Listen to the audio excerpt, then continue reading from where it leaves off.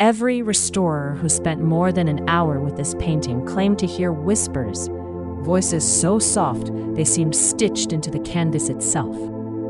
The authorities brushed it off as nerves. But when the third restorer left his tools scattered and flagged the gallery shaking, a deeper question took hold. What was painted into this portrait that could unravel the minds of those who gazed too long? Tonight, we look into the haunted portrait of an ancient matriarch, a painting that may be less a work of art and more a locked room for a spirit desperate to speak. What secret was the artist trying to trap behind oil and varnish, and has it really stayed trapped? The whispers, it turns out, were not mere superstition. When audio engineers analyzed late-night security footage, they found faint, rhythmic pulses, unexplained frequencies echoing from the painting's direction. Sound, yes, but also a pattern, like breathing. The source? No device, no speaker, just the painted face of an old woman, her gaze unwavering, her lips forever sealed. But the artist left clues. Look at the matriarch's tightly clasped hands, knuckles white beneath a heavy, moth-eaten shawl. They are not clenched in prayer, but in defiance. She's not seeking mercy, she's holding something back. We know her name was never recorded, but there's one object she refuses to let go. The necklace, Baltic amber, glowing faintly even in photographs, each bead encasing an ancient insect. But here's the mystery. Why does this necklace, once worn by a queen, seem almost radioactive in this painting? And why did its last owner die in exile, just days after refusing to sell it to a collector? That necklace is the beating heart of the portrait, but the chair, oh, the chair, tells its own story, not a mere prop, but a throne. Its deep purple velvet, so rare it was reserved for only the highest clerics or dying royalty, clings to the woman's frail frame. But look closer.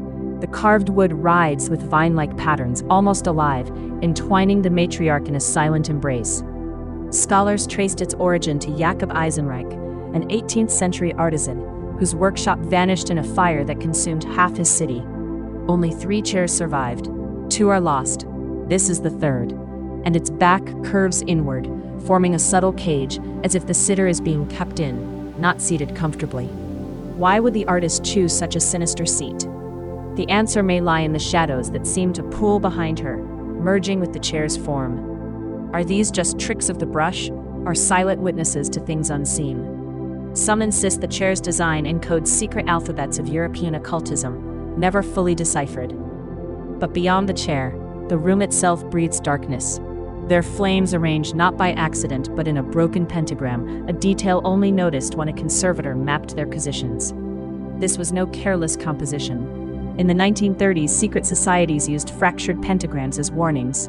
The spell is broken, the protection is gone. Now the faint green light that limns the woman's outline, where does it come from? The window, barely visible, is stained glass. But when ultraviolet light was shown on the painting, the green glowed like phosphorus, as if the room was painted with the residue of something forbidden. Some say the artist was obsessed with rituals, the kind whispered about in locked rooms. But why would he risk his career and his sanity to place such symbols in a portrait? Could he have been trying to warn rather than celebrate the subject? The necklace returns, always to dominate the eye.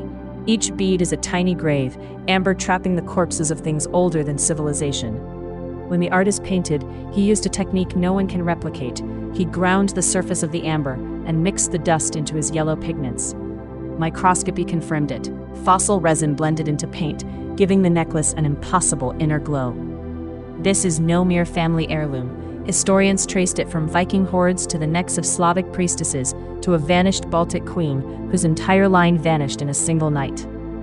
The matriarch in the portrait is not smiling.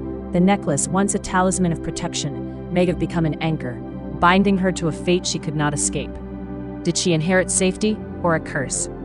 Now let's turn to the veil, a frail translucent lace, almost floating against the dark. But the patterns, if you look closely, are not mere floral motifs.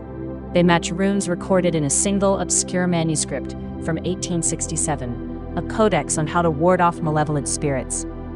Only one surviving copy exists, locked in a Lithuanian library.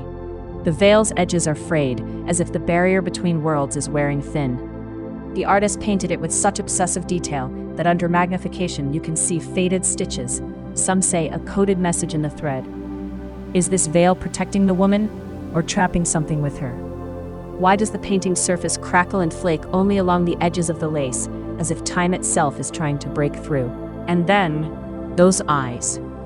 They look out but never at you. They seem to pierce through decades, seeing things the rest of us never will. She was born in 1870, lived through the fall of empires, 2 world wars, and revolutions. Her husband and sons all died or vanished. Her own family records burned or sealed away. The artist captured something uncanny. Notice the faint red veins in the whites of her eyes, as though she's been awake for centuries. Forensic analysis shows a pigment mixture here that was never commercially available, likely handmade by the artist himself. A recipe lost with him when he vanished in 1947. Did he intend to immortalize her suffering, or did he see a warning in those eyes, a burden no one should have to bear? Some say her glance follows you in the room, but if you watch long enough, the eyes seem to shift, one reflecting light, the other absorbing it. Like night and day locked in a struggle. Time is almost visible here, rippling across the painting's surface. The interplay of shadow and light is not simply realistic, it's spectral. The artist used a glazing method pioneered by Helene von Arnim, a technique so difficult it drove her to madness. Layer upon layer, each more translucent than the last, creates an effect where the woman's face seems to flicker between life and afterlife. Under certain angles, her features blur at the edges, as if her presence is being pulled into the surrounding gloom. The green light intensifies this, creating the illusion that time itself is both erasing and preserving her. One conservator described it as watching a memory forget itself. How do you capture the passage of a century in a single face? Perhaps by letting the very paint breathe with the weight of loss. And now we come to the painting's greatest secret, the story that was never meant to be told. The artist, born in 1923, claimed he could paint spirits into form. His journals, recovered from a trunk after his disappearance, are full of feverish drawings and cryptic warnings. The necklace binds the line. The veil holds the gate. The chair is the cage. He never named the woman, only calling her the last. Some say she was a medium, channeling voices from the other side. Others whisper she was a dissident, persecuted and erased by authorities who feared her influence. The objects in the portrait, each a relic, each a symbol, form a code that, if unraveled, might reveal the truth behind the artist's fate. Was this painting his confession or his curse? Why did he vanish, leaving only unfinished canvases and letters full of dread? And why, after all these years, does the painting's varnish refuse to dry, remaining tacky, as if resisting finality? The answer, as best as anyone can know, is that this portrait was both a memorial and a prison. The artist sought to capture not just a likeness, but a presence, a story too dangerous, too painful to be spoken aloud. By interweaving objects of power, symbols of protection and imprisonment, he tried to bind the matriarch's sorrow and the darkness she carried. But the final revelation is this. When the painting was X-rayed, experts found a second, hidden portrait underneath. A young woman, radiant and unburdened, staring out from beneath the layers. The matriarch was once full of life. Something happened in those missing years that aged her beyond recognition. The artist painted over her, sealing her transformation, locking the tragedy in oil and time. That's the ghost that whispers to those who dare to look too long, not just of a life lost, but of memory itself becoming a haunting. In the end, the painting is a warning. Beauty, grief, and secrets can be woven so tightly together that to unravel one is to invite the shadows to speak.